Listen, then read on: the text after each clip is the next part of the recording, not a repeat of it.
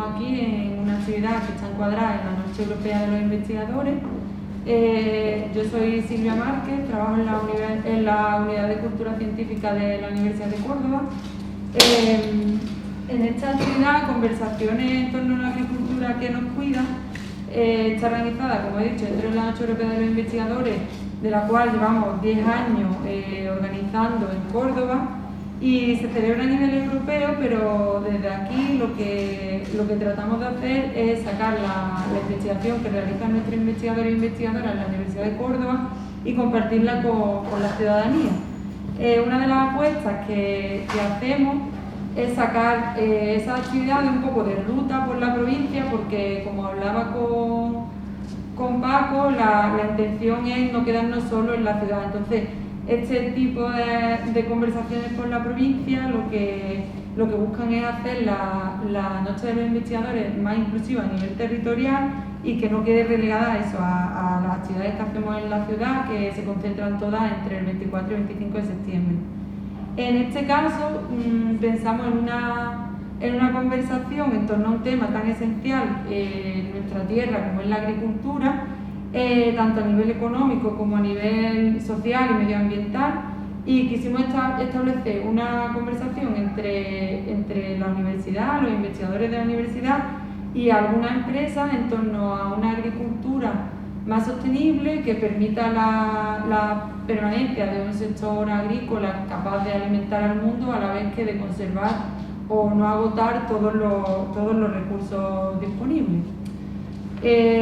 Para ello nos acompañan Luis Parra, Manuel González, Jesús Aguilera y Beatriz Lozano, que son investigadores y profesores de la Universidad de Córdoba.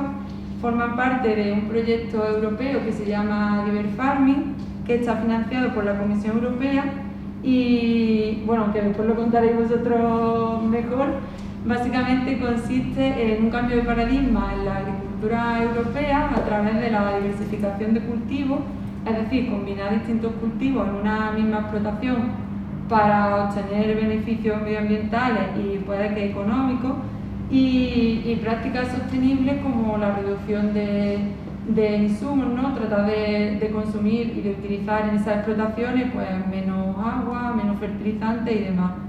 Y aunque hay 25 socios repartidos por 8 países europeos, aquí nos vamos a centrar en el caso de estudio que gestionan nuestros investigadores, que es un olivar en Jaén, en el que llevan 3-4 años trabajando, incluyendo en sus calles diversificación y metiendo otros cultivos y realizando prácticas sostenibles, como os comentaba. Ahora ellos nos contarán cuál ha sido su trabajo y los resultados que están observando. Por otra parte, en el campo de la empresa nos acompaña María Rosas, que es la gerente de la empresa Zetacor, que está afincada aquí en Villafranca. Se dedica al cultivo de diferentes variedades de seta, usando productos como los residuos de la limpia del olivo, porque también tienen un olivar en ecológico, y lo que hacen es darle a estos productos una segunda vida, revalorizarlos, dejan de ser así residuos agrícolas, se convierten en sus productos que sirven para generar esa seta y cerrar el círculo en términos de economía circular. Ha recibido el primer premio en la categoría de excelencia a la innovación de la actividad agraria del Ministerio de Agricultura y creo que unos cuantos galardones más. Y bueno, este es el equipo que tenemos aquí para abordar este tema, y yo voy a tratar de moderar un poco y seguir la conversación y nada, bienvenido y comenzamos. Bueno, empiezo por River Farming. Creo que lo mejor es que introduzcáis vosotros un poco cuál es la razón de ser del proyecto y cuáles son sus objetivos. Vale. Bueno, la he hecho muy bien, Silvia. Claro. Ya te lo sabes, sí. Ya llevamos unos cuantos años y Silvia lo ha resumido bastante bien. En realidad, la Unión Europea nos da dinero a 25 socios, como ha dicho ella. No son solo centros de investigación universitarios, también hay empresas y hay asociaciones agrícolas, y nos pide que pongamos a prueba y que experimentemos diversificando cultivos. El monocultivo es la tendencia que hay ahora en Europa. Esto es cultivar lo que sea, en nuestro caso es olivar, pero en otros sitios puede ser trigo o puede ser maíz, o en la huerta puede ser lechuga, y hacer solo la explotación esa de monocultivo, igual que aquí vemos en olivar.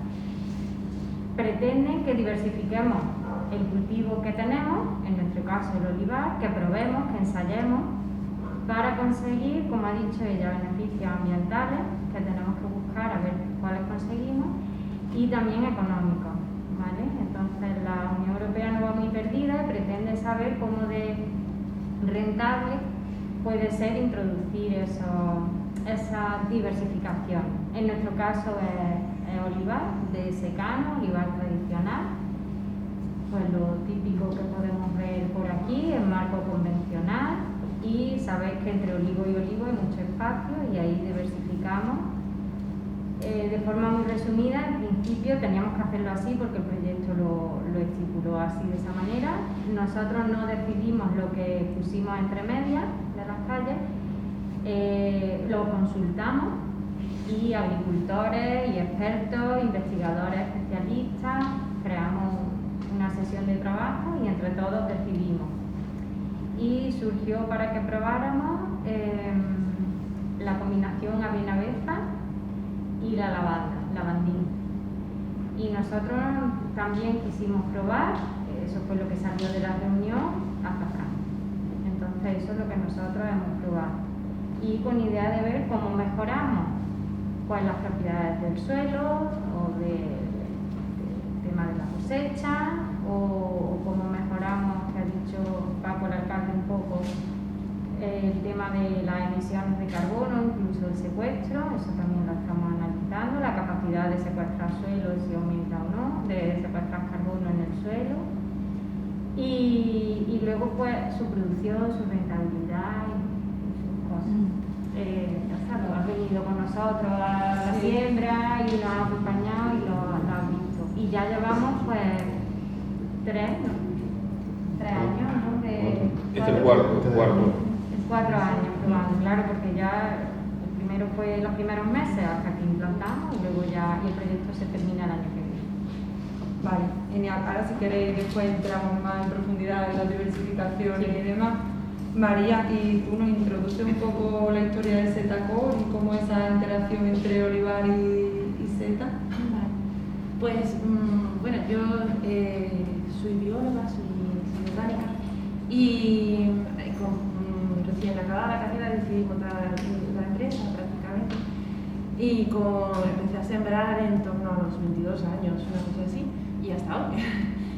Sí, voy a resumir un poco mi visión de la agricultura, ¿no? De por qué precisamente ha sido la evolución de mi empresa, pues, cómo he visto el sector, ¿no? Nosotros empezamos, siempre hablo de nosotros yo, cultivando la seta común, la seta Pleurotus striatum, la típica, y yendo al mercado mayorista, ¿no? El canal de comercialización clásico de todos los productos agroalimentarios. Cultivar mucha cantidad, a la nave a tope, se salía, y llevando a mayoristas.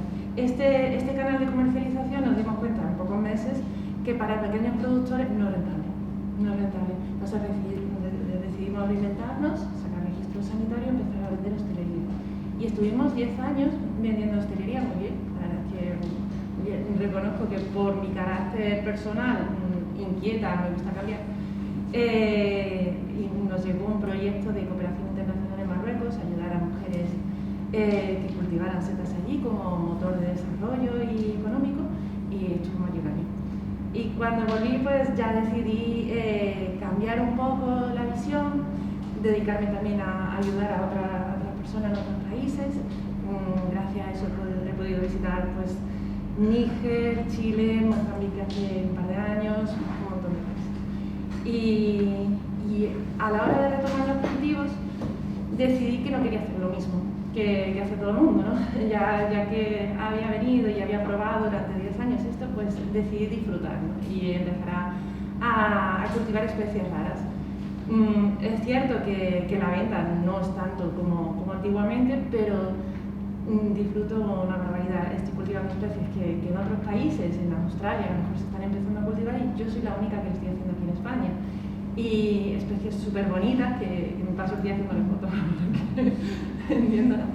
Y yendo también a otro sector de la población que creo que también es muy interesante, porque las setas gourmet se quedan siempre en restaurantes de alta gama, en distribución, y estoy intentando ponerlas a disposición del público, tanto en fresco como en conservas, para que puedan probar los distintos sabores, las distintas formas de texturas que son desconocidas y merecen la pena. Y así muy resumido. Genial, ahora nos sigue contando. En cuanto a lo que nos estabas comentando del trabajo que habéis hecho en el olivar, ¿nos podéis contar un poco más cómo es ese caso de estudio en Jaén y la evolución de esas diversificaciones que habéis implantado? ¿Cómo estaba el terreno también cuando llegáis? No sé. Bueno, cuento yo. Vale. Bueno, pues como bien comentaba, nosotros nuestra zona de estudio la implantamos en un pueblo de Jaén, en Torre del Campo. Esta zona de estudio pues se encontraba con un manejo que era laboreo convencional, como lo conocemos en toda esta parte, de esta zona, con un suelo desnudo y nos encontramos con un suelo pues con unas características y una calidad que era deficiente. El marco de plantación era de 12 por 12, pues como conocemos más o menos lo que es el olivar hoy en día. Decidimos implantar las 3 diversificaciones de las que hablaba antes, el azafrán, una rotación de beza y avena y el lavandín. Pues porque en principio estas 3 diversificaciones, estos 3 cultivos, iban a compatibilizarse muy bien con el olivo.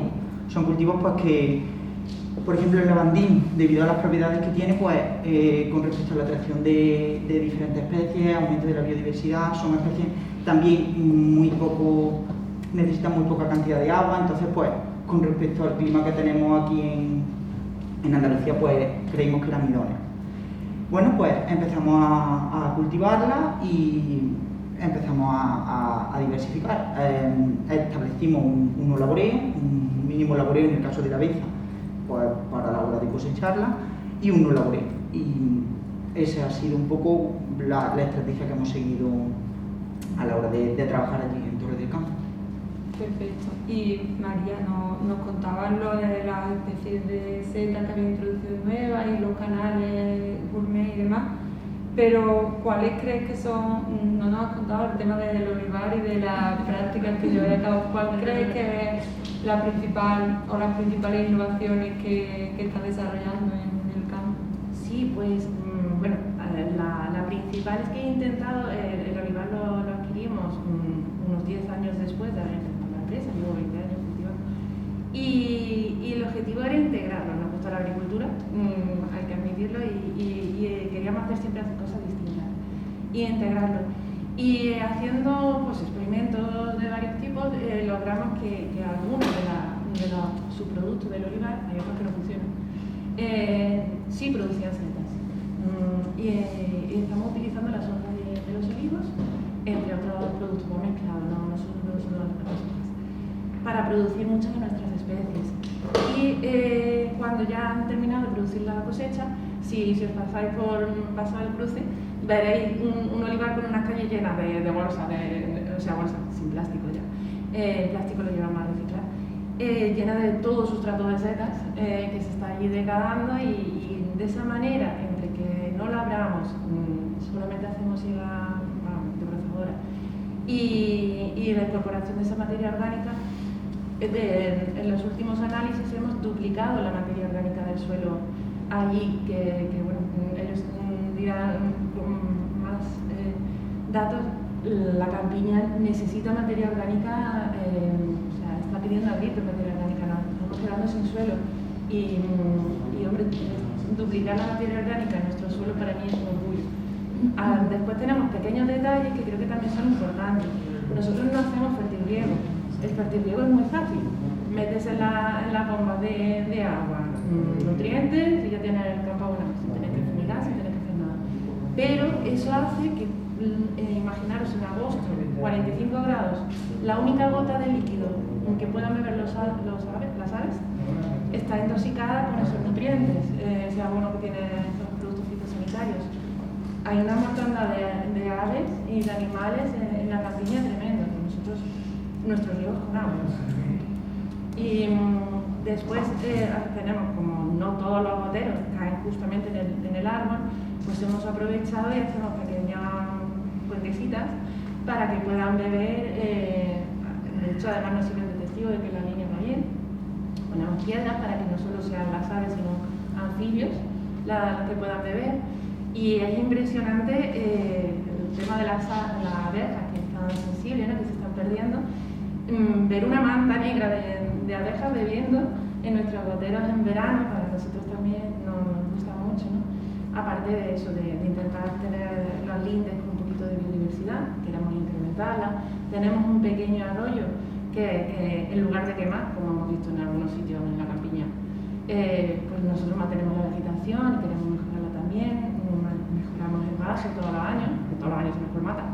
Y bueno, esas pequeñas cosas que son un trabajo, que nadie conoce, es un trabajo, digamos, silencioso, que el consumidor final no lo ve, pues lo hacemos por ética, porque creemos que debemos tener la conciencia tranquila de que nuestros alimentos que producimos, además están dejando un acuífero limpio, un suelo mejor y una gotita en el océano. Genial. Y bueno, comentabais que ya han pasado ya la diversificación y demás, y toca conocer un poco los resultados. ¿Habéis estado analizando esos resultados en suelo, en producción y demás? ¿Qué podéis contarnos de esos beneficios o no que tiene la diversificación que habéis ensayado? Bueno, pues yo creo que en general todo han sido beneficios, en mayor o menor medida, pero las diversificaciones sí que han producido una mejora. Por ejemplo, hemos incrementado, aunque poquito, pero hemos incrementado la cantidad de carbono orgánico en los suelos, nos damos cuenta de que aumenta. En general la calidad del suelo mejora, frente al suelo de nudo, como comentaba antes, y fuertemente degradado, pues nos encontramos un suelo con mejores características. Hay una mayor infiltración de agua en el suelo, lo que también provoca una mejora. Y después esto a las diversificaciones, nos encontramos también con una mejor estabilidad en los agregados del suelo, una disminución de la escorrentía y bueno, pues diferentes factores que vamos observando. Estamos aún analizando datos, pero que vemos que con respecto al suelo primitivo, por así decirlo, que nos encontrábamos, pues hemos experimentado una mejora generalizada. Vamos a ver. Con respecto a lo que acaba de decir Jesús, muchas veces los agricultores nos preguntan, dice, vamos a ver si lo que intentamos es buscar un rendimiento extra o un beneficio extra. ¿En qué se traduce eso ahora mismo en olivar, ¿no? Bien, una cosa la tenemos clarísima, y es que en olivar de secano, con las condiciones climatológicas que tenemos en Andalucía, la diversificación es muy complicada. Es decir, obtener un rendimiento económico extra de ese segundo cultivo en Andalucía, en secano, ahora mismo, nos guste o no nos guste, pero es prácticamente imposible. ¿Vale? Tenemos que ir a rendimientos colaterales o a rendimientos externos, que ahora mismo, en la situación en la que estamos, el agricultor de un año para otro, pues prácticamente no cuantifica. Hay un número mágico desde el 2015 aproximadamente, que es 0,6 o incremento de 0,6 toneladas de carbono por hectárea. ¿Qué supone eso? Bueno, pues ese número implica, o lo que supone es aumentar la cantidad de carbono en el suelo para que en un mercado futuro en agricultura, porque forestal sí ya se compra y se venden derechos de carbono, poder el agricultor vender a ese pool internacional, que primero tendrían que establecerse la base a nivel nacional, que en España todavía no están. Es decir, desde el punto de vista legislativo, el sector forestal sí lo tiene, pero el agrícola no lo tiene. una de las principales cosas que sí hemos visto es que, sí, como ha dicho Jesús, es que se produce un aumento de esa cantidad de carbono en el suelo, ¿vale? Por lo tanto, el agricultor podría, en un futuro, y además eso se podría hacer año tras año, vender a ese pool nacional esos derechos de carbono. Es decir, eso sí estamos viendo que evidentemente se produce. Y además lo que acaba de decir antes María lleva razón. El gran problema que tienen los suelos, no solamente de Andalucía, sino Andalucía, Murcia, Valencia, todo lo que es la área mediterránea, es las bajas cantidades de materia de carbono y por ende de materia orgánica que tienen los suelos. Es quizá el principal problema que actualmente tenemos en toda la franja mediterránea. Además, los mecanismos de degradación van todos ligados a la presencia de materia orgánica, es decir, mientras más materia orgánica, menos erosión, más permeabilidad, mayor infiltración, mayor cantidad de agua, menos escorrentía, es decir, va todo ligado prácticamente a lo mismo. Entonces, mejorar las propiedades físicas y químicas, evidentemente, mejoran la mayoría de lo que es la productividad al final del olivar, ¿no?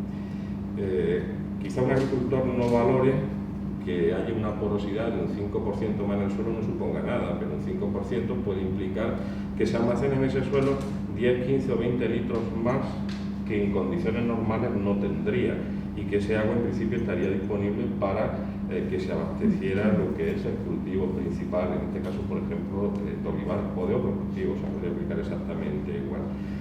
Pero una de las principales cosas que sí hemos estado viendo, que hemos podido observar, es que en estos 4 o 5 años que llevamos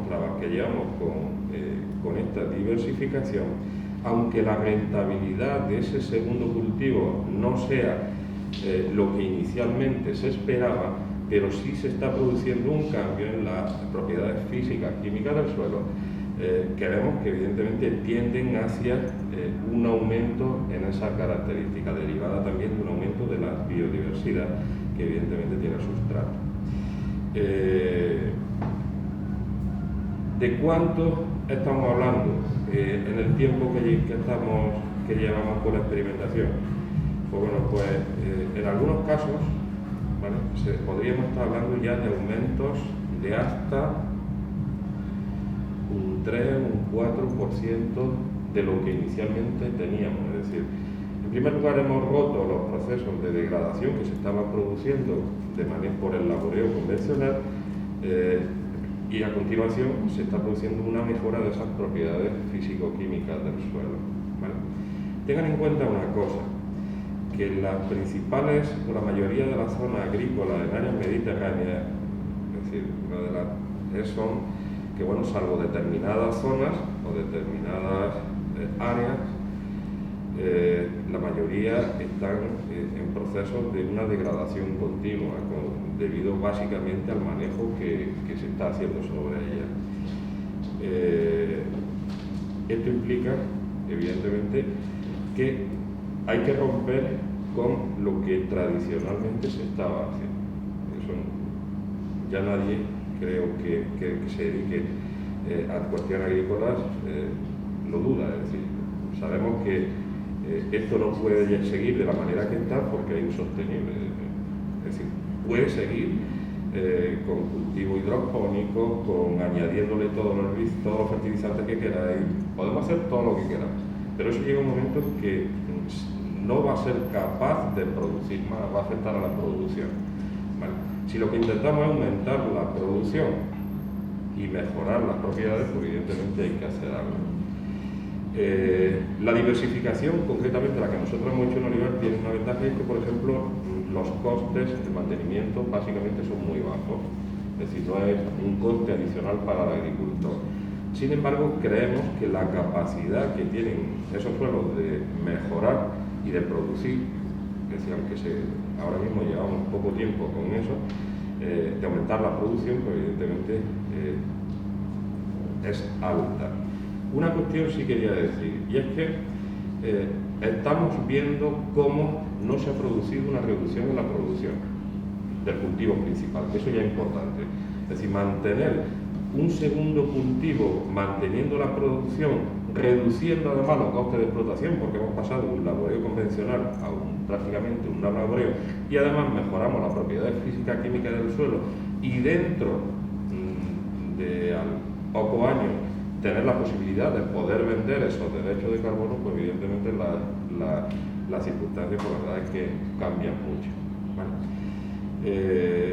Estamos esperando que salga el decreto a nivel nacional, lo mismo que está en el sector forestal, de la capacidad de que los agricultores se puedan juntar. Su superficie en principio forestal son 1000 hectáreas para poder vender esos derechos de carbono al pool nacional. Algunos pensaréis, bueno, pero el suelo puede almacenar de manera continuada esa mucha cantidad de carbono. Evidentemente los suelos llegan a un momento en que tienen una capacidad máxima para almacenar carbono, es decir, no se puede almacenar todo lo que se quiera, ¿vale? Pero concretamente las zonas mediterráneas frente a otras zonas tienen una ventaja, y es que lo hemos hecho tan mal en los últimos siglos que la capacidad de recarbonización es muy alta, con lo cual haciendo una buena gestión durante posiblemente 60 o 70 años se podrían conseguir mejorar año tras año la capacidad de almacenar más y más cantidad de carbono. Y alguno de vosotros también se puede preguntar lo siguiente: bueno, ¿eso puede ayudar? Porque esa es otra vía, ¿no? ¿Eso puede ayudar actualmente a reducir el efecto invernadero? Bueno, pues no solamente es que pueda ayudar, sino que actualmente, almacenando ese número mágico que os estaba diciendo antes, de 0,6 toneladas por hectárea a nivel global, se podrían compensar todas las emisiones por fuentes antropogénicas que se producen a nivel mundial. Esas 9,8 gigatoneladas de carbono, que es precisamente las que provocan ese 1, algo grados de aumento de la temperatura a escala global. Es decir, de hecho, las últimas tendencias que hay ligadas a lo que son los procesos de cambio climático o de cambio asociado a factores antropogénicos, la agricultura posiblemente sea, a nivel internacional, una de las soluciones más interesantes, con menos coste, y mientras al principio salen tecnologías menos contaminantes, pues posiblemente sea una de las soluciones más efectivas. De hecho, hay una propuesta a nivel internacional que es precisamente el 4 por 1000, que intentará incorporar al suelo esa capacidad. Muchas veces pasan cosas desapercibidas, pero bueno, con la historia del COVID, hace 2 años, la inauguración oficial de los premios Nobel, quien la impartió precisamente fue el profesor Gattallal, que es el director del Centro del Carbono, el único que hay en el mundo, de la Universidad de Ohio, y la reflexión inaugural precisamente era esta, es decir, cómo los suelos pueden almacenar o pueden contrarrestar el cambio ligado al clima por fuentes antropogénicas, ¿vale? Entonces es una cuestión no solamente ya de producción, de incremento de producción debido a la diversificación, sino de mejora en lo que es las propiedades físico-químicas del suelo, e incluso también, repito, aumento en lo que, reducción en lo que son las fuentes de CO2 procedentes por causas antropogénicas, ¿no?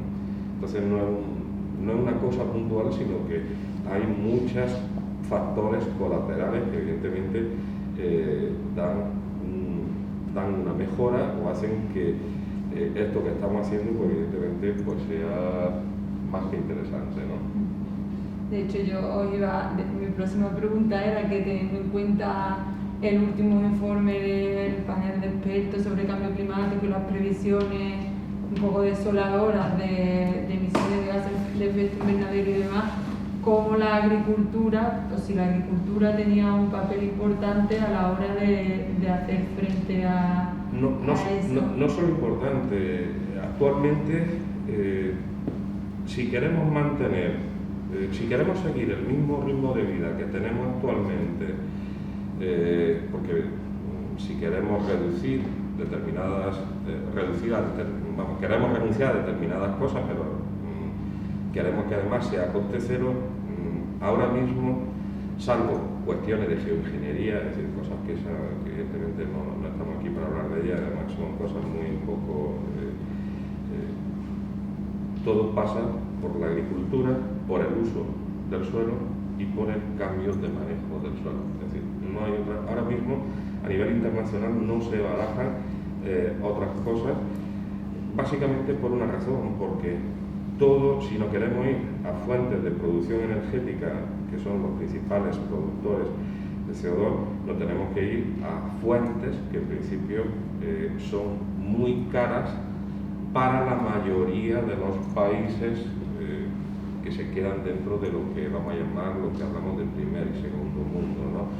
Es decir, de la mayoría de la población no se puede permitir. Si además queremos reducir también lo que es la energía nuclear, y todo al final evidentemente pasa por el suelo, por la agricultura, teniendo en cuenta, agricultura y forestal, integrando una cosa con la otra. Yo parto de la idea que el suelo es lo que sustenta todo lo que da igual que sea agrícola como que sea forestal.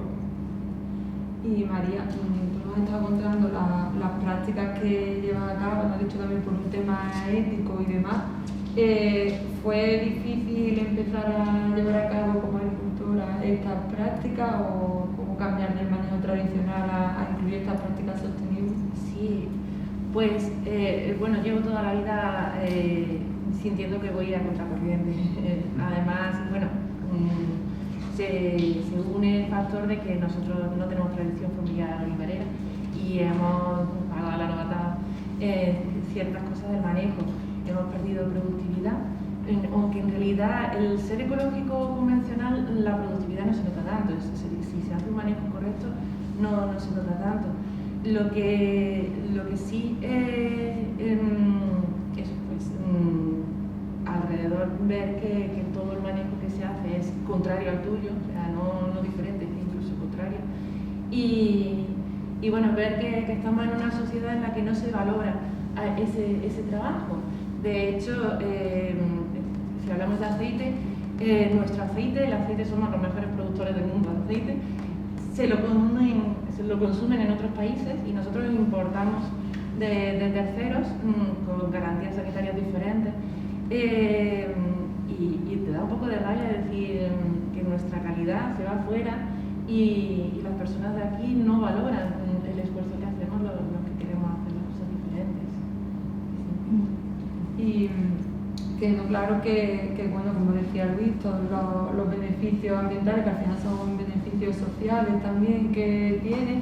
Y tú nos has hablado también de la biodiversidad que has notado en tu explotación al realizar estas prácticas. No sé si en el caso de estudio en Jaén, con el tema de las cubiertas vegetales y las diversificaciones, habéis visto mayor biodiversidad tanto a nivel de suelo como en el ambiente. ¿Y qué te cuente Manuel? Buenas tardes. Yo estuve en el olivar nuestro, estuve muestreando hace ya 4 años, fue el primer muestreo, y estuve haciendo un muestreo de lombrices, y allí para encontrar una lombriz era bastante complicado. No fue fácil encontré algunas, pero era bastante complicado. Este año hemos vuelto a muestrear y en casi todas las subparcelas hemos encontrado algún número de lombrices, lo que nos cuenta que la biodiversidad por esa parte está incrementando, se está notando que la estamos incrementando, ¿no? A partir de la inclusión de las cubiertas.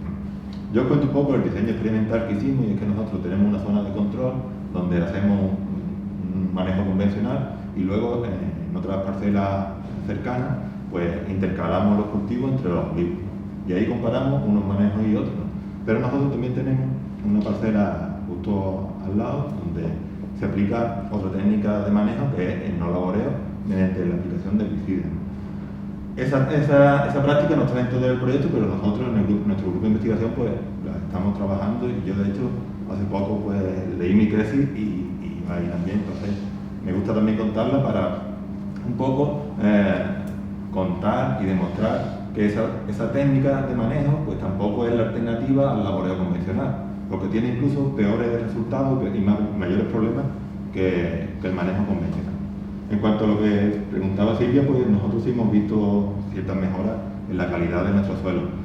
Si bien es verdad que son cambios pequeños y necesitamos un mayor número de años, porque como comentaba Luis, venimos de suelos muy degradados, donde los cambios son poco a poco y con las condiciones climáticas que tenemos tanto en Jaén como en Córdoba, con temperaturas muy altas y donde es difícil a veces incluso establecer, ya no que una planta nazca, sino establecer una cubierta de hierba normal, ¿sabes? Entonces, ¿qué ocurre con esto? Que lo que quizás ganas en un año, luego te viene una tormenta o te viene cualquier problema de escorrentía y todos los beneficios que has tenido durante 1 o 2 años los puedes perder casi en un cuarto de hora, porque en nuestro clima mediterráneo, pues una lluvia torrencial o factores climáticos te pueden causar todos estos problemas. Entonces, bueno, nosotros estamos viendo como poco a poco pues, nuestro manejo pues, va mejorando la salida del suelo, va mejorando nuestro olivar, pero sí vamos con la precaución de que estos cambios pues, pueden ser reversibles en poco tiempo, ¿no? Pero sí creemos que es la dirección correcta, ¿no? Y ya desde Europa, pues incluso pues, se están aplicando políticas directas en el manejo de los suelos para que estos manejos sostenibles sean cada vez, digamos, más fomentados, ¿no? Y a través de políticas públicas, y creemos que eso también puede ser una alternativa, ¿no? Ya que, como ha dicho Luis, desgraciadamente estamos viendo que es complicado que esa diversificación sea rentable de modo económico. Sí que pueden ser a través de políticas públicas que fomente la instalación de esas cubiertas vegetales, ya que hemos visto que tiene unos beneficios sociales, ¿no? Lo que se llaman unos servicios ecosistémicos, ¿no? Porque captura el carbono, porque nos ayuda a que el cambio climático no tenga tanta repercusión y mitigarlo un poco, y creemos, y Europa ya está apostando por ello, con leyes como la de neutralidad climática de aquí al año 2050, que bueno, el suelo es la solución a muchos de los problemas que ahora mismo tenemos, tanto en problemas de cambio climático, problemas ambientales y todo esto. Bueno, y en cuanto a lo que me preguntaba, sí, hay más lombrices ahora, que me ría un poco. Sí, quería también aportar que, bueno, yo no he hecho un muestreo científico, me hubiese encantado, pero cuando yo compré el olivar hace 9 o 10 años, me lo encontré labrado y con glifosato, o sea, arriba de herbicida. Y tenía 3 especies vegetales, malvas, margaritas más altas que yo y jaramagos. Ahora la vegetación ha cambiado, pero radical. Tengo muchísima biodiversidad, impresionante, y sobre todo ya lo que predomina son muchas leguminosas, Scorpiurus, leguminosas que fijan el nitrógeno, por lo cual están aportando y son de forma natural, tréboles, etc.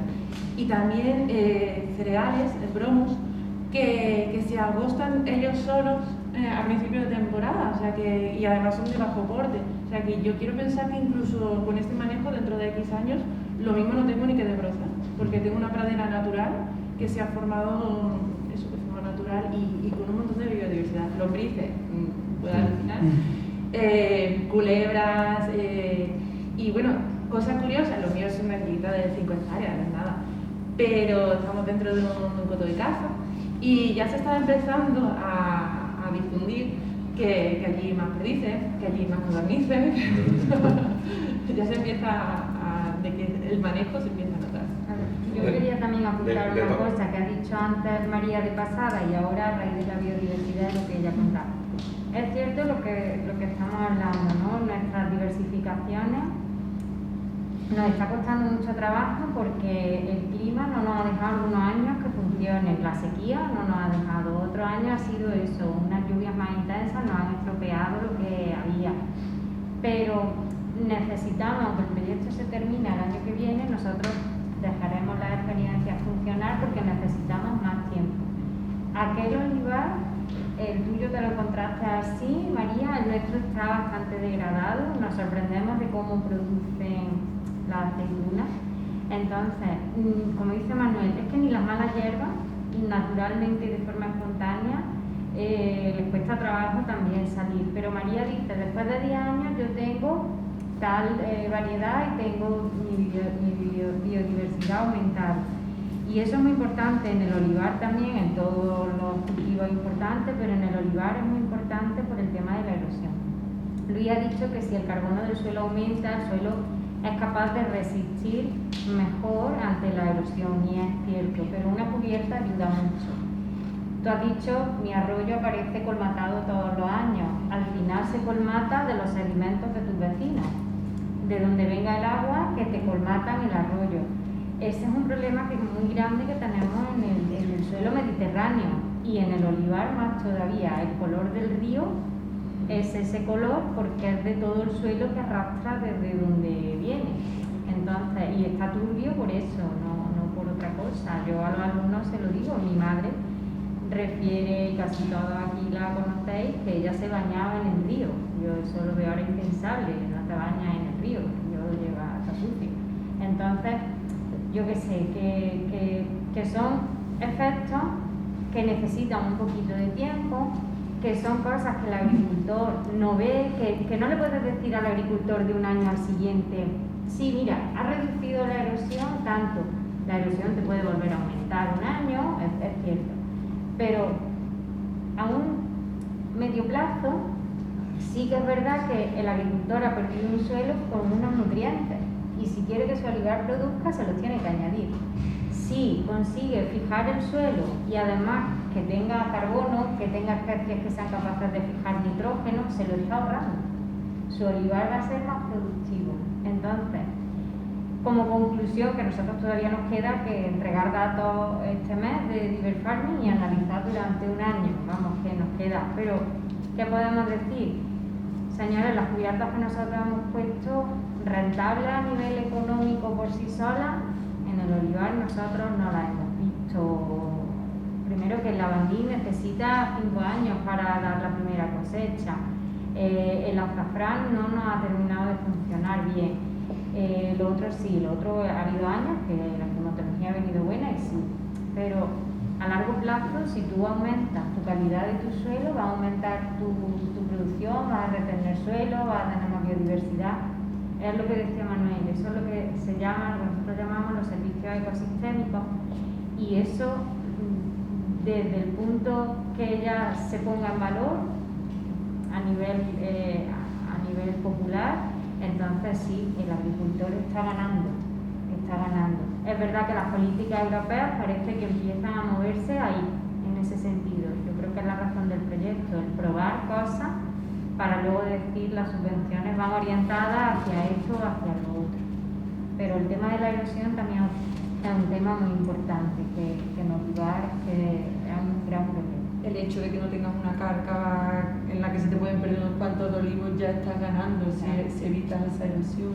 Claro. De todas maneras, tenemos que darnos cuenta de una cosa, y es que no se puede generalizar ni uniformizar. Por lo siguiente, nosotros hemos estudiado también en el norte de aquí de la provincia de Córdoba, en la zona de Pedroche, y después de 20 años, o más de 20 años, con agricultura ecológica, con incorporación no solamente de mantenimiento de unos determinados cultivos, sino incluso incorporando estiércol de ovejas en fincas donde son agroganaderas y demás. Pues después de 20 años pues no se ha visto ningún cambio, es decir, todo sigue igual, prácticamente sigue igual, no hay grandes diferencias, es decir, las condiciones climáticas y la litología del suelo, el tipo de suelo, del material, también afecta mucho a esto. Es decir, sin embargo, en las zonas del Valle del Guadalquivir, es decir, toda la franja esta, la zona de Campiña y demás también, estamos observando que en muy pocos años se empiezan a producir cambios. Nosotros cuando, es decir, nos dicen investigadores evidentemente de otras partes de Europa, incluso de otras partes del mundo, dicen, coño, pero ¿cómo se producen cambios tan rápidos? Se producen cambios tan rápidos porque es que el proceso degradativo, la degradación que se ha producido aquí durante los últimos siglos, en el momento que tú empiezas a cambiar, evidentemente el suelo responde a esos cambios de manera muy rápida, porque se dan también determinadas condiciones climáticas. Es decir, si seguimos de la manera que vamos, es decir, sin hacer nada, tendremos un problema en el corto plazo. Vamos, en el corto plazo, yo puedo decir que cuando nosotros en el Vea, en el 2003 fue cuando se hizo la cartografía de suelo en la zona, sí, 2003. Pues prácticamente en cuanto a eso que estábamos hablando antes, como hemos dicho, de materia orgánica, de carbono y demás, que es uno de los principales componentes del suelo, pues en 15, 16, 17 años se ha perdido directamente aproximadamente un 30 o un 40%. Es decir, mantener esas condiciones, pues esto llegará a un momento en que hubiera sido irreversible. De hecho, incluso el no laboreo, que como ha dicho Manuel, que era una opción que se creía que era bueno, pues evidentemente también está dando muchos problemas. El no laboreo funciona muy bien en zonas llanitas, donde se lleva un control muy bueno de lo que es la vegetación y demás, pero en el momento que tenemos algún tipo de ladera, no tenemos que irnos a pendientes excesivamente altas, menos del 3%, no estamos hablando tampoco de más, pues evidentemente genera muchos problemas, ¿no? Entonces, estamos en una zona o en una región, en todo lo que es el Valle del Guadalquivir, donde regenerar o mejorar esas condiciones o esos servicios ecosistémicos, ¿no? O incluso, como se está hablando ya recientemente, de recarbonización de los suelos, pues puede ser posible en un periodo corto de tiempo. Y además sucede también otra cosa, y es que, vamos a ver, una de las razones por la que Europa plantea este tipo de investigaciones es por lo siguiente. Lo que pasa, y no ha salido todavía aquí, no se ha dicho o no se ha dicho claramente, y es que la subvención va a llegar un momento en que va a desaparecer. Entonces va a desaparecer porque hay países que evidentemente lo necesitan antes que España. O por lo menos Europa no puede mantener el actual sistema de subvenciones desde el punto de vista agrario, ¿no? Tal y conforme está. Entonces está buscando a ver de qué manera el agricultor puede compensar una reducción en esas subvenciones que normalmente se dan para compensar su renta agraria. ¿Vía qué? Vía diversificación, vía mejora en la producción, vía mejora en este caso de los servicios ecosistémicos que luego después se pueden vender. Toda la historia al final relacionada con lo que es la agricultura ecológica en muchos casos va ligado a eso, es decir, una mejora de la sociedad, que al final la sociedad te da un dinero extra, ¿vale? Para que tú eso al final sea un ciclo, ¿no? Es decir, se siga manteniendo en el tiempo, ¿no? Entonces hay muchas cuestiones colaterales que evidentemente en los próximos años el chip, para que nos hagamos una idea de lo que es la agricultura convencional, evidentemente va a cambiar, y de hecho la futura PAC, la mayoría de la ayuda va ligada a cuestiones agroambientales, ¿no? Está clarísimo, ¿no?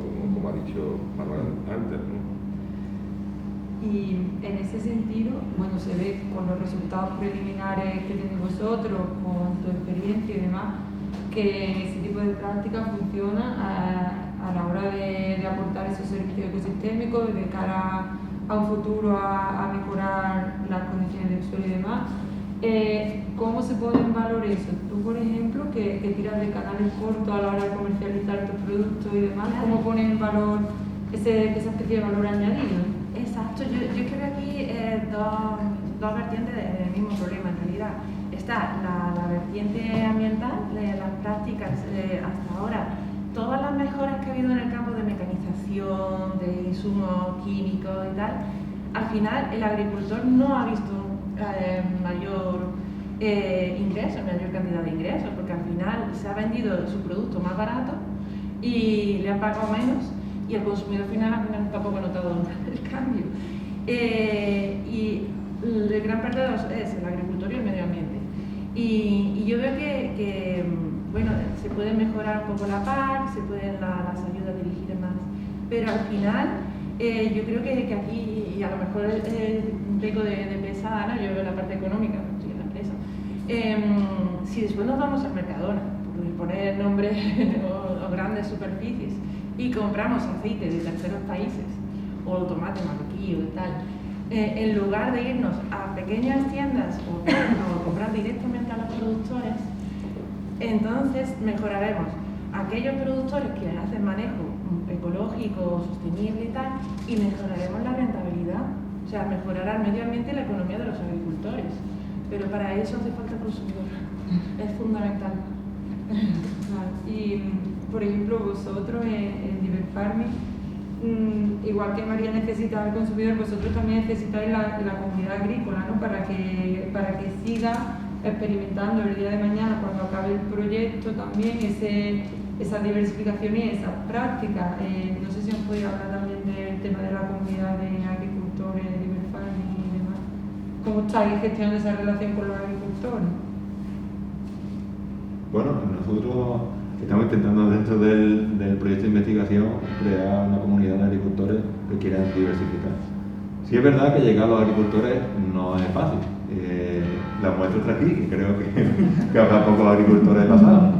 Pero bueno, es complicado también en parte porque no ven las prácticas sostenibles como algo bueno, sino que existe, digamos, dentro de nuestra cultura agrícola, una perspectiva de las prácticas sostenibles como el mantenimiento de la cubierta vegetal o el no laboreo, pues como dejadez o como alguien que no cuida bien el terreno, ¿no? Entonces, pues, llegar a la comunidad agrícola no es fácil. Nosotros sí contamos, ya lo contaba antes Beatriz, en el diseño experimental de las parcelas contábamos con cooperativas y con sindicatos agrícolas, en fin, gran parte del sector andaluz, pero luego sí es difícil llevarle nuestros resultados. Lo que sí tratamos es que en charlas como esta, en otras que hemos estado, en las que participamos, pues intentar atraerlo a nuestra página web y a nuestras redes, que traten de lanzar información para que ellos vean un poco en qué estamos trabajando y cómo pueden mejorar al final las condiciones del suelo. Y eso es lo que tratamos un poco con la comunidad agrícola. Perfecto. Sí, Silvia, mira, yo soy hijo de un agricultor, mi familia siempre han sido agricultores. Yo le digo a mi padre, mayor ya, mi padre tiene 80 años, y le digo, ¿por qué no hace esto? ¿Por qué no hace lo otro? Tiene los análisis, tiene no un laboratorio, tiene 3 laboratorios para lo que quiera, para hoja, para suelo, para lo que quiera, y él me dice, niño, tú dime lo que quieras, que yo al final haré lo que yo quiera, ¿no? Vale. Es muy difícil entrar a lo que es el agricultor convencional, ¿no? Que a medida que va pasando el tiempo se está profesionalizando el campo, eso es totalmente cierto. Es decir, va a llegar un momento, y esto cuando hablo con los amigos míos, se lo digo, va a llegar un momento en que la persona que está en el arco del tractor pues, va a ser un ingeniero agrónomo, o lo mismo que llegará un día en que el electricista será un ingeniero industrial en especialidad electrónica o electricidad, o un mecánico será un ingeniero industrial en especialidad de mecánica, ¿no? Entonces se está profesionalizando el campo, es cierto, pero el agricultor, aunque él sabe internamente, su subconsciente sabe que, y el mejor que lo sabe, que para recoger primero hay que sembrar, pero también tiene que haber algo que motive eso. Y yo creo que ahora mismo el campo necesita, pues, que se reconozca ese valor añadido que tienen esos servicios ecosistémicos que estamos diciendo, ¿no? Entonces, mientras eso no se produzca, y para eso evidentemente tiene que haber un cambio legislativo a nivel nacional, ya en un contexto europeo, que Europa va a obligar a que esto se haga, pues evidentemente yo imagino que sí irá cambiando a medida que vayan pasando los años pero ahora mismo la situación que hay es la que hay, y es muy complicada, y salvo cada excepciones como María, ¿vale? Lo normal no es precisamente eso, ¿no? Y sobre todo cuando ves que de un año para otro en zonas, por ejemplo, como esta, a lo que se va precisamente es a la rentabilidad, ¿no?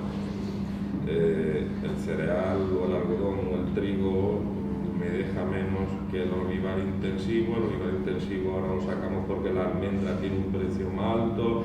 Los pérsimos en determinadas zonas también están empezando a sustituirse incluso hasta por olivar. Es decir, cuando nos vamos a lo que es la rentabilidad pura y dura, es decir, a la parte mercantilista, porque no hay otro beneficio indirecto, ¿no? Indirectos, ¿no?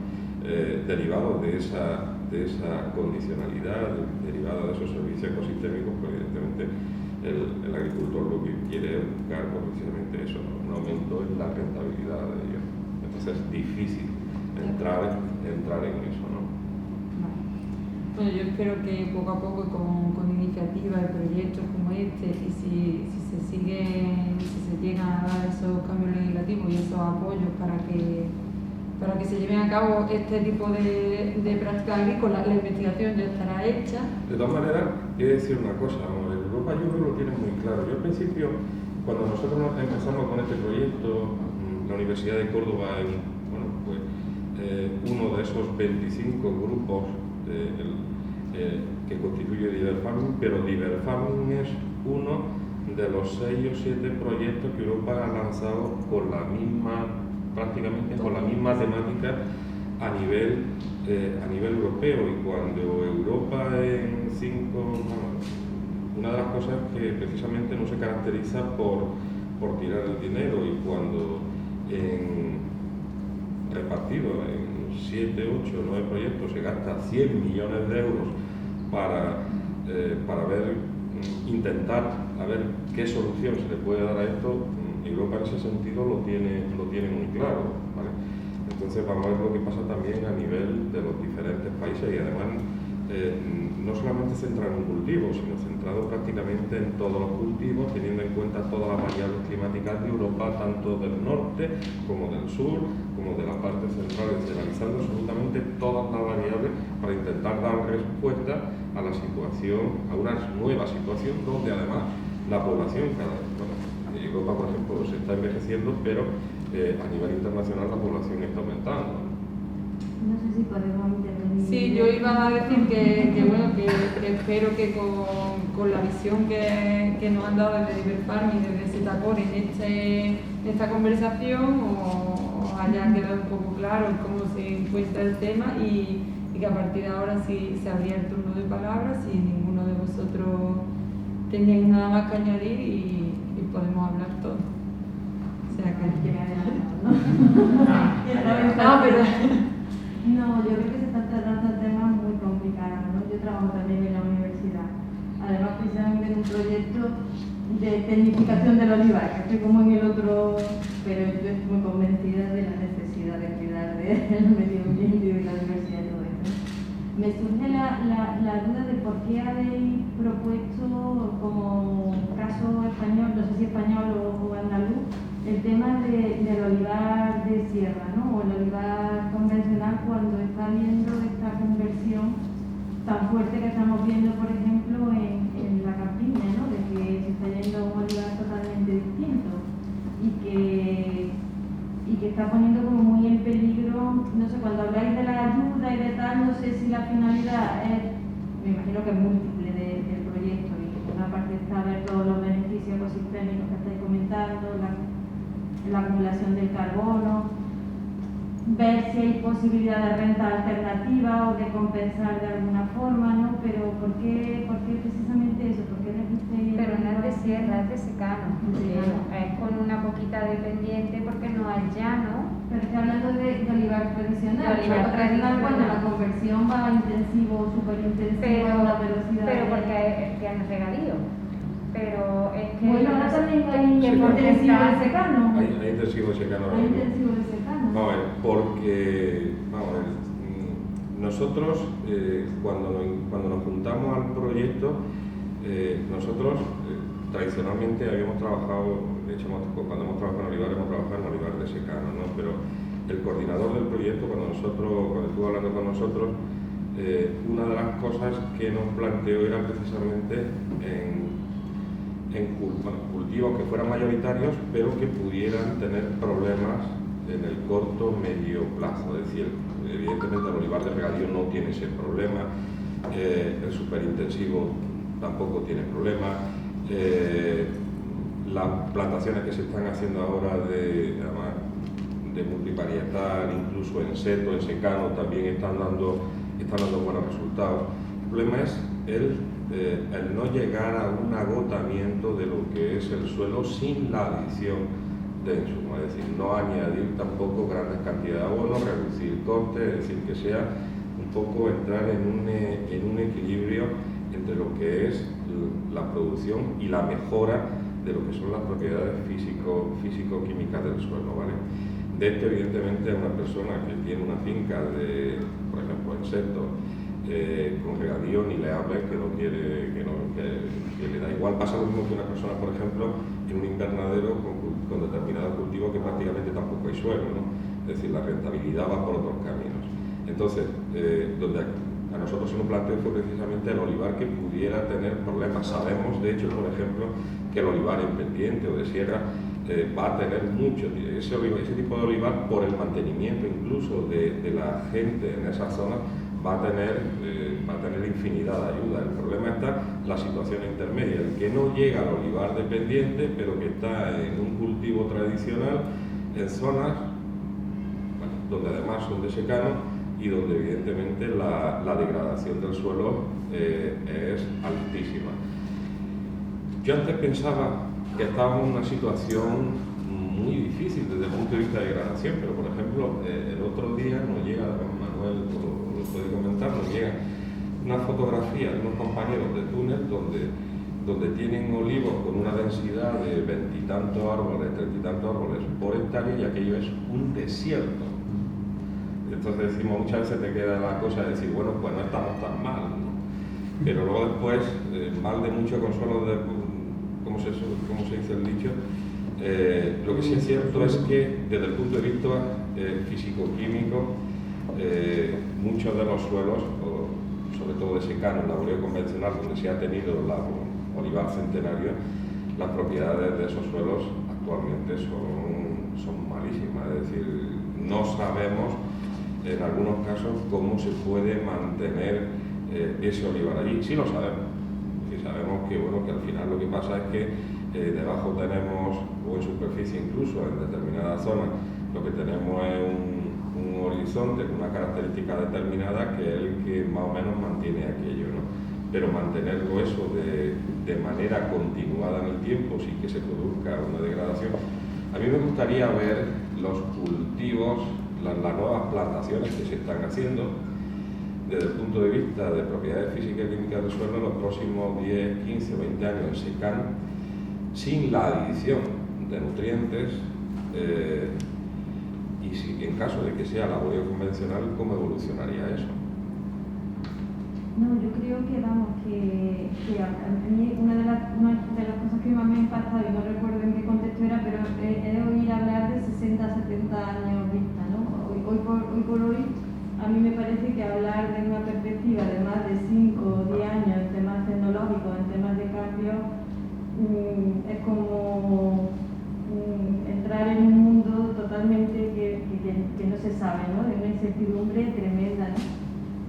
Yo creo que hay que aunar las dos cosas, ¿no?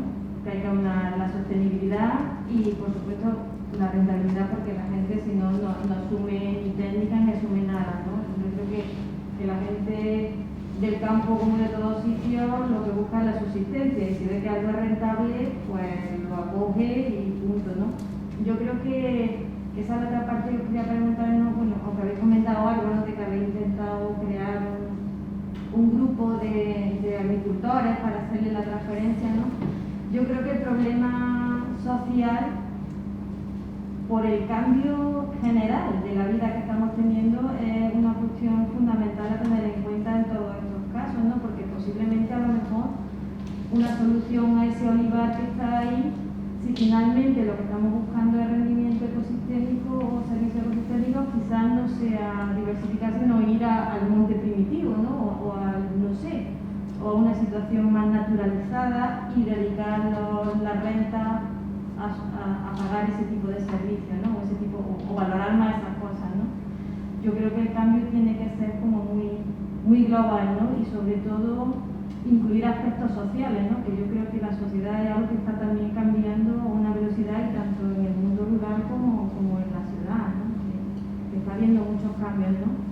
Yo lo veo un problema muy complejo, vamos, que no creo que sea un tema pero vamos, me interesaba un poco ver también eso, ¿no? Nuestra perspectiva, porque yo la sensación que tengo en el proyecto en el que estamos es que ese tipo de olivas, pues económicamente le queda muy poco tiempo. Cuando entre la campiña y entre todo lo que estamos viendo que están poniendo de olivas por aquí en producción, o se van a una especialización muy gourmet y ahí el tema del marketing y el tema de todo eso es lo que va a poder pagar el coste de producción, o realmente económicamente lo van a tener muy difícil, ¿no? Y yo creo que hay que ir un poco compaginando las dos cosas, ¿no? Que también la tecnología o el incremento de las técnicas de precisión también están como colaborando a que ese impacto sea menos dañino y haya un cultivo más racional, ¿no? Creo que buscar esos equilibrios es lo que nos puede un poco a lo mejor ayudar a salir del hoyo, ¿no? De todas maneras,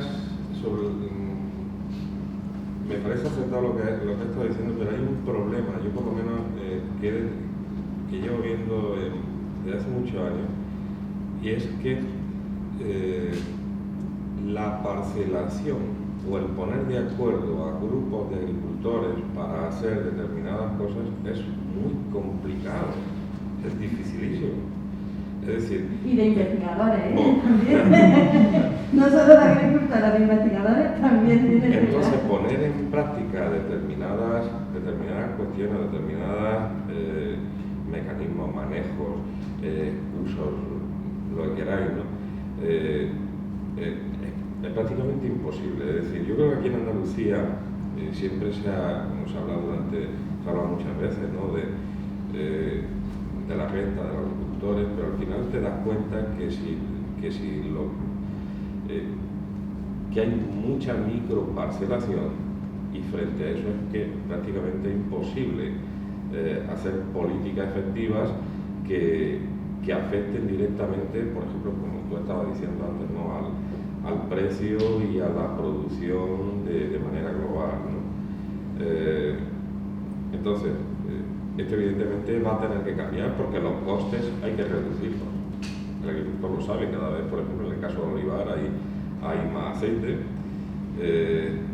salvo, yo creo que denominaciones de origen o algún aceite de calidad, que al final hay mucho marketing y mucha historia por detrás de todo eso, ¿no? Pero evidentemente la competitividad es un gran problema, ¿no? No se creía, tú lo sabes, no sé, pensar antes, hace unos años, que un superintensivo, por ejemplo en secano, que no se podía hacer, ya se está haciendo.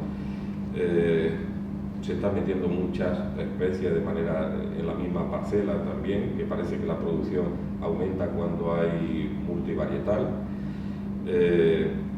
Luego después los nuevos marcos de plantación. Se han cometido errores en Jaén que, por ejemplo, aquí en Córdoba no se han cometido, y es que, por ejemplo, en Jaén, en muchos casos lo que se hicieron fue, pues se metieron filas nuevas de olivos, que eso al final se han dado cuenta los agricultores de que no, que es decir, es preferible sacar y volver a poner. Entonces, el tema evidentemente es complejo, ¿no? Lo que sí es cierto es que si no queremos llegar a un agotamiento de lo que es el suelo y reducir lo que son todo el uso de fertilizantes y demás, pues intentará que llegar a una situación de equilibrio que alguien, desde el punto de vista institucional, tendrá que ir marcando, ¿no? Desde el punto de vista legal, porque otra solución, evidentemente, que por lo menos no la veo, ¿no? Yo también creo que es un problema un poco... A ver, yo voy a hablar por experiencia personal. Mi padre es agricultor y un poco lo que comentaba Luis. También es como falta de concienciación, es decir, una persona con una media de 50 60 años lo que busca es la rentabilidad pura y dura en su cultivo. Es decir, voy a personalizar yo llego y le digo a mi padre, estamos hablando de diversificaciones, mejora en la calidad del suelo, y en sí, lo que es el aumento, la mejora, el suelo, a ellos les da un poco igual. Ellos lo que buscan es que el olivo tenga producción, que mi rentabilidad aumente y punto final. Entonces yo creo que es un poco eso. Tenemos las estrategias, las técnicas, pero es la la parte del agricultor, por así decirlo, aunque la gente joven que está comenzando, pues sí que un poco puede estar más de esta parte, generalmente está más en contra, desde mi punto de vista. Yo creo que está más, no en contra, sino que no ve rentabilidad en esto, no ve un aumento, una mejora en la producción, sí, a muy largo plazo, lo que hemos hablado. También la microparcelación, una persona que no tenga una gran cantidad de hectáreas, pues es que hasta qué punto puede ser rentable. Entonces yo creo que también sería un poco eso. Esa es, desde mi punto de vista, una problemática grande. Luego después, vamos a ver, yo veo aquí, desde el punto de vista social, entrando en lo que tú has dicho, tres tipos o tres planteamientos totalmente diferentes. Uno, los grandes productores. Dos, la gente que vive del campo, es decir, que tiene sus tierras y que viven exclusivamente de lo que le da sus tierras. Y luego después, el que tiene algo de campo. Yo por lo menos vengo de una zona donde casi todo el mundo tiene algo de campo. No hay grandes fincas. En la zona donde, por ejemplo, que yo conozco, hay fincas grandes, pero no grandes superficies, ¿vale? Entonces los planteamientos son totalmente distintos de uno a otro.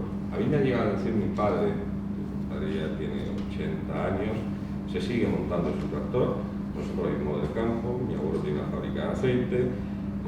Pero bueno, a mí mi padre me ha llegado a decir, niño, mira, campo o se tiene o no se tiene.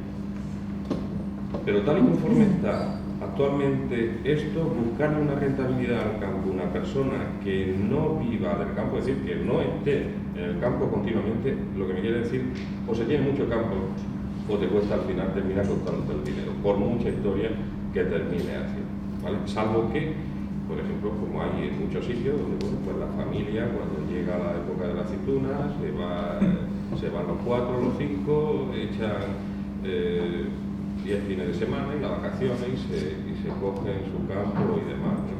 Digo cuando entramos a temas de rentabilidad y demás, ¿no? Cuando hablamos evidentemente de la persona que vive del campo directamente o las grandes parcelas, porque estamos hablando de una cosa totalmente distinta, ¿no? Entonces, yo le he dicho a mi padre en algún momento, digo, papá, ¿por qué no sacamos esto y probamos? Y la respuesta de mi padre, niño, yo tengo 80 años, empieza por donde quieras, que corte tienes. Entonces, yo ya no tengo, porque ellos siempre piensan que cuando tú sacas un olivar y te vas a nuevas plantaciones, pues tienen que pasar 10, 15 años hasta que eso, como ellos dicen, se le ve color, ¿no? Entonces, el campo, poner de acuerdo sobre todo a pequeños agricultores, ¿vale? Es muy complicado, por lo menos la experiencia que nosotros tenemos. Es muy fácil estar en un proyecto, por ejemplo como estamos nosotros, donde la Unión Europea te pone lo mismo que otros proyectos, te da prácticamente todos los medios y tú ahora, por ejemplo, pues bueno, pues te vas a crear tus parcelas experimentales, te va en este caso una diversificación, pero luego después la realidad es otra totalmente distinta. Por eso, cuando yo he empezado a hablar, lo primero que he dicho ha sido, sí, esto de la diversificación está muy bien, pero en secano, el agricultor es muy complicado tener con otro cultivo, ¿vale?, dentro del mismo olivar, con los marcos convencionales que hay, sacarle una rentabilidad. En secano es prácticamente imposible. Quería aportar una cosa, que creo que precisamente la situación que tenemos es un error que cometió la generación anterior. La generación anterior vivió del olivar, por poner un ejemplo, un olivar muy rentable, que con pequeñas parcelas daban carrera a varios hijos. Cuando esos hijos heredaban, se fragmentaban las parcelas, se hacían cada vez más chicos. Y esos hijos no vivían ya del campo, porque el padre le había estado diciendo durante toda la vida, niño, estudia y vive de otra cosa que sea más cómoda. Entonces ya esas personas no viven de la agricultura. Por eso tenemos esa situación de que los agricultores en general tenemos dos tipos. El agricultor que es muy mayor, casi jubilado, y que sigue, y además suele ser personas que tienen pocos estudios en general, no quiero generalizar, pero bueno. Entonces están muy encasillados en la agricultura que han vivido, la química y la de labrar. Entonces, hacer cambiar a una persona muy mayor es difícil. Y la siguiente generación, que tendría que estar ya cambiando esas prácticas, está trabajando en otras cosas. Y con lo cual no tenemos ese cambio de mentalidad. Lo que es necesario es decirle a los hijos: niño, estudia y vuelve para implantar las nuevas prácticas, nuevas mentalidades, nuevas cosas. Y por eso está pasando ahora que las grandes grupos de inversión están comprando o arrendando terrenos por hectáreas y están convirtiéndolo todo a una agricultura muy tecnificada, muy rentable ahora mismo, pero que yo me planteo aquí soy ignorante, no sé dentro de 10, 15 años ese superintensivo, ¿qué va a pasar con el agua? Aunque haya también superintensivo de secano, ¿qué va a pasar con los nutrientes del suelo? Yo creo que nos van a dejar una campiña muy esquilmada. Entonces vamos a tener más problemas todavía. Entonces creo que hay que apostar por eso, que nos unamos, que es cierto que es difícil, los pequeños productores, las pequeñas parcelas y nos vayamos haciendo otro tipo de agricultura. Eso Europa lo mirará de aquí a un tiempo, porque piensa que el proyecto empezó en el 17, se concedió en el 16, se propuso desde el 14 al 15, estamos hablando ya de unos cuantos años que han pasado. Aquí estudiamos olivo, en Murcia estudian almendro, estudian cítricos en regadío, esos son espectaculares. Claro, las fotos de la haba, tú sabes, hombre, porque Silvia es la que le da difusión a lo nuestro y a lo de ellos. Y las habas de esa gente de los cítricos son muy requete bonitas. Nosotros no hemos puesto habas, pero si hubiéramos puesto habas, pues unos años estarían... Melones también. Y lo tienen todo espectacular, también tienen huerta, y entonces la cuestión es que el título del proyecto, que es súper largo, y nosotros decimos siempre River Farming, al final termina con el beneficio para los agricultores. Entonces, River Farming, la Unión Europea, es como ha dicho Luis, somos 6 o 7 proyectos hermanos que se llaman. La Unión Europea puso encima de la mesa una barbaridad de recursos, y lo que dijo fue: a ver, esta gente, la vid en Hungría, en Italia están teniendo en Italia con la vid están teniendo el mismo problema en la vid de secano que el mismo problema que tenemos nosotros aquí en olivar de secano que estamos teniendo aquí en Andalucía. Y los problemas son los mismos. La gente en Zaragoza está teniendo también en secano un montón de problemas. Es decir, la Unión Europea en temas de regadío está yéndose a cosas muy, por lo menos en el área mediterránea, cosas muy particulares. Lo normal es que está actuando sobre lo que es el secano más que en el regadío. Lo normal es que si te va a quitar, que la va a quitar la PAC, la ayuda directa tal cual, es decir, si yo quito esto, hay un porcentaje de explotaciones que dejan de ser rentables. ¿Qué pasa?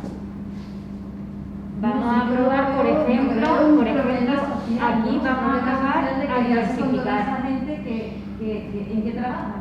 Si vamos a una mayor tecnificación, si vamos a eliminar labores manuales y encima pues hay una cantidad de superficie que tradicionalmente ha dado mucha mano de obra porque se ha recogido manualmente, pero que no es viable decirle a esa gente esto ya no funciona y ahora tenemos que reconvertirnos, pues es un problema lo que en su momento fue la reconversión de los grandes hornos, lo que en otros sitios ha pasado ya hace tiempo de otra manera, ¿no? Pero la reconversión va a venir forzada al final, Leo, Claro, porque cuando desde Europa, a ver, pues el padre de Luis tiene 80 años, pues si él de hoy a mañana le cambian las circunstancias, pues le dirá: mira Luis, ¿sabes qué te digo? Que aquí tienes y que yo ya esto no lo necesito, y te va a decir tu padre: uy, búscate aquí porque yo esto ya, a mí las cuentas ya no me salen. Entonces Europa, antes de hacer eso, pide que nosotros experimentemos, y claro, experimenta, y yo sí, yo le tengo que decir pues eso, que los de Murcia, su haba y su historia, pues claro, aumentar la producción, fijar nitrógeno, es que claro, pero es bien regadío. Ahora los almendros ya consiguen menos cosas porque son de secano. Entonces, ¿y yo qué puedo decir? Pues mira, sí, está muy bien, y mejoro el suelo, y mejoro esto, poco a poco, poco a poco, que esto tampoco es una mejora. En la zona de Aragón, ¿no?, están intercalando también, están con cultivos rotatorios también dentro de esto, y están teniendo también, todos los problemas se está produciendo en secano, por lo menos en la zona mediterránea. En regadío no hay ningún problema. ¿Vale? El problema es que no todo el mundo puede... El problema vendrá cuando falte agua. Claro, es que tú tienes que ver que nosotros nos reunimos y los de los mandarinos tan bonitos son de Murcia, que riegan con el agua que no es suya, del trasvase, y entonces tienes que aguantar a los pobres maños diciéndote: yo estoy en secano, no puedo ponerme en regadío porque de los trasvases yo pierdo agua. Entonces, al final son esas cosas, pero claro, aquí lo que se deja entrever, pues sí, nosotros nos dedicamos a nuestro análisis, nuestro suelo, nuestra historia y damos nuestros resultados. Pero que Europa ahí lo que lleva a un cambio de tendencia. La reflexión es que claro, como no se toquen muchos palos simultáneamente, las soluciones son muy complejas, ¿no? Que hay que meter muchas más cosas en la... vamos, que no es que mi reflexión va un poco en ese sentido, ¿no? De ver también vuestro punto de vista, ¿no?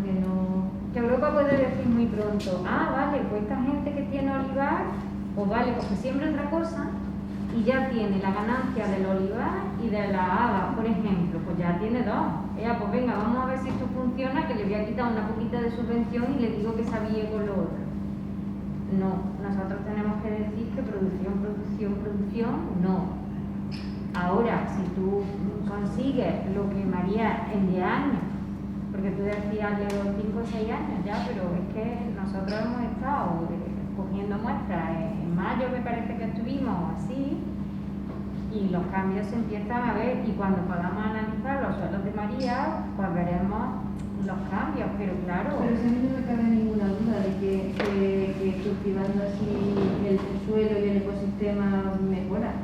Si yo lo único que pongo sobre la mesa, ¿no?, es que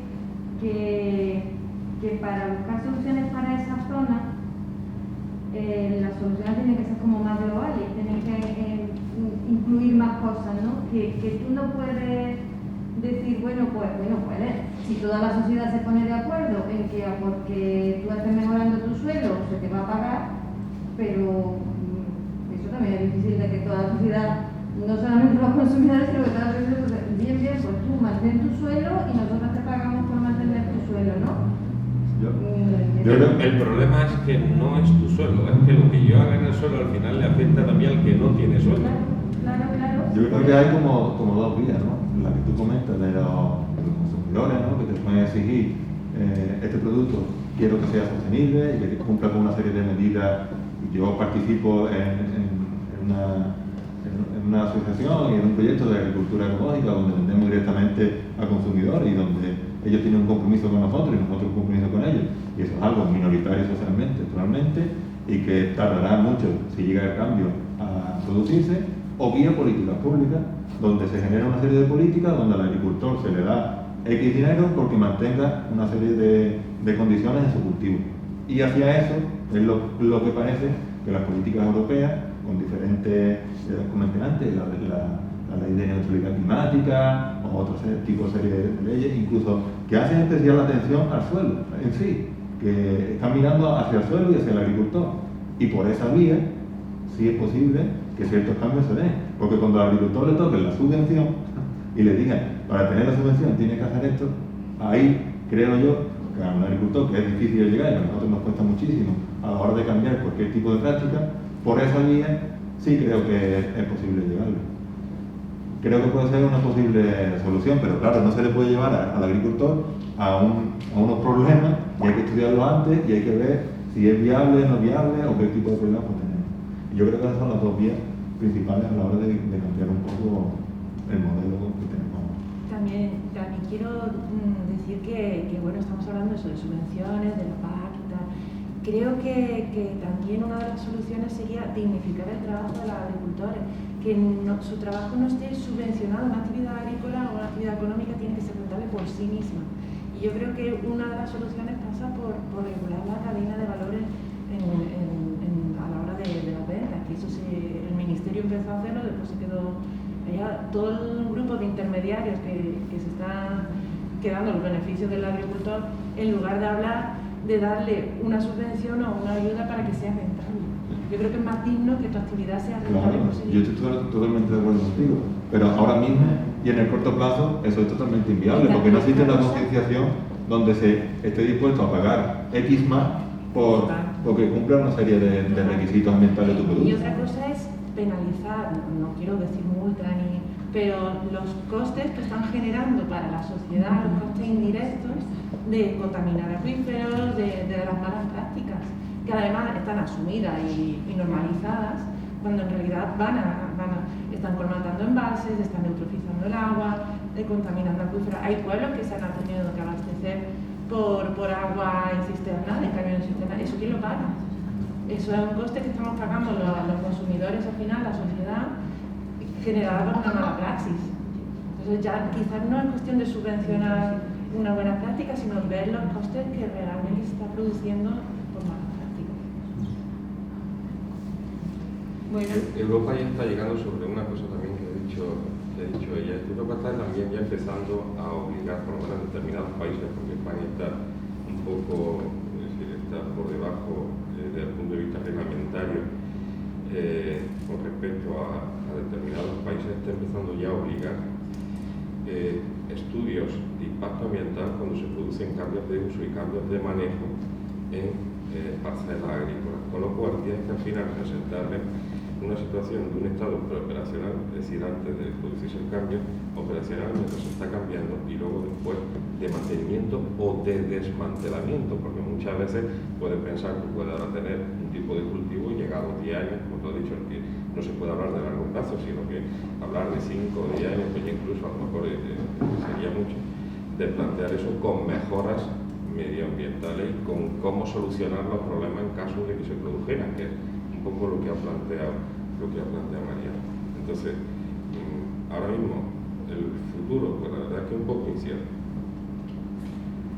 Bueno, porque la situación que evidentemente es complicada, es decir, no toca aquí, y tiene 4 patas la silla, con 3 a lo mejor la mantienes y la equilibras, pero como le toque ya una siguiente no sabemos lo que pueda pasar, ¿no? Entonces la situación es complicada ahora mismo, por lo menos en el futuro. De hecho, se pensaba que con la reforma de la PAC se le iba a dar un toque de tuerca y prácticamente más de lo mismo, vamos a esperar un poco más, vamos a ver qué es lo que pasa, ¿no? bueno, pues no sé si alguien tiene alguna cuestión más y si no, vamos cerrando. Gracias a todos por asistir, espero que os haya parecido interesante y esperamos vernos en algún otro momento que podamos realizar actividades por aquí. Si no, el viernes que viene, 24, se celebra la Noche de los Investigadores en el rectorado de la universidad, en una feria científica, y el sábado hay 20-25 patios de ciencia a los que todavía os podéis apuntar. Y nada más, muchas gracias. Gracias.